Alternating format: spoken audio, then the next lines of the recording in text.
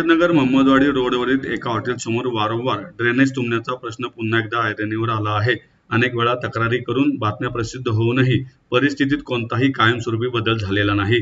कालपासून पुन्हा ड्रेनेजचे घाण पाणी रस्त्यावर वाहत असून नागरिकांना मोठ्या त्रासाला सामोरे जावं लागत आहे. या परिसरात अनेक शाळा असल्याने विद्यार्थ्यांना रोज सांडपाण्यातून शाळेत जावे लागत आहे. परिसरातील नागरिकांनाही उग्र दुर्गंधी आणि अस्वच्छतेचा सामना करावा लागत आहे. त्यामुळे साथीच्या आजारांचीही भीती व्यक्त केली जात आहे. काल सकाळी महापालिकेचे कर्मचारी ड्रेनेज साफ करणारी व्हॅन आणि अधिकारी घटनास्थळी आले होते. त्यांनी ड्रेनेज लाईन साफ करून समस्या दूर झाल्याचे सांगितले. मात्र काही वेळातच त्याच ठिकाणाहून पुन्हा घाण पाणी रस्त्यावर वाहू लागले. त्यामुळे नागरिकांनी संतप्त होत प्रश्न उपस्थित केलाय. महापालिकेने खरेखर काम केलंय की फक्त औपचारिकता पूर्ण केली? काल शुक्रवार असल्याने या मुस्लिम समाजबहुल भागातील अनेक मुस्लिम बांधव नमाजासाठी मशिदीकडे जात होते. मात्र त्यांनाही घाण पाण्यातूनच जावे लागले. त्यामुळे स्थानिकांनी महापालिका आणि लोकप्रतिनिधींविरोधात तीव्र नाराजी व्यक्त केली. या हॉटेलमधील कचरा आणि घाण ड्रेनेजमध्ये सोडली जात असल्यामुळेच हे ड्रेनेज वारंवार तुंबते असा आरोप नागरिकांनी केला असून या प्रकरणाची चौकशी करून संबंधित हॉटेलवर कडक कारवाई करण्याची मागणी केली आहे. महापालिकेच्या अधिकाऱ्यांनी ड्रेनेज लाईन जुनी असल्यामुळे ही समस्या वारंवार निर्माण होत असल्याचे सांगितले. मात्र नागरिकांचा सवाल आहे की जर लाईन जुनी आहे तर ती बदलण्याची जबाबदारी कोणाची? वर्षानुवर्षे तात्पुरते उपाय करून नागरिकांची थट्टा का केली जात आहे? स्थानिक नगरसेवकांवरही नागरिकांनी नाराजी व्यक्त केली आहे. निवडणुकीपूर्वी विकासाची आश्वासने देणारे लोकप्रतिनिधी आता परिसरातील मूलभूत प्रश्नांकडे दुर्लक्ष करत असल्याचा आरोप नागरिकांनी केलाय. सोशल मीडियावर सक्रिय राहण्यापेक्षा नागरिकांच्या समस्यांवर लक्ष द्यावे अशी मागणीही त्यांनी केली आहे. ही जी आहे हा ड्रेनेज पर 15 दिवसांनी हा ओव्हरफुल होऊन हा मोहम्मदवाडी हे आपलं जे सय्यदनगर पासून पार आपलं रेल्वे फाटक पर्यंत जातोय. हा पाणी हा येण्या जाण्याला त्रास होतोय.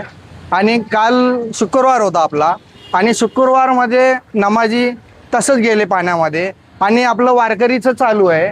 आपले वारकरी इथं ससन लॉन्समध्ये थांबले होते पर त्यांना पण त्रास झाला. पण असंच प्रशासन केलं तर कसं होईल? आणि ते आले होते, गाडीवाले आलते, पर त्यांनी काम केले. बस केल्यानंतर पार झालं 1 तास किंवा अर्धा तास झाला असेल की वाळला तो. वाळल्यानंतर परत तीच परिस्थिती झाली सर. हा ड्रेनेजचा वारंवार पूर येतोय, पर हा प्रशासन काय करते हीच आम्हाला कळी नाही. पण त्याच भागामध्ये वारंवार तिथंच ओव्हरफुल होतो. पण त्या भागामध्ये हा प्रशासन काय करतोय? हा पूर्ण एकदाच करून टाका ना त्याचा.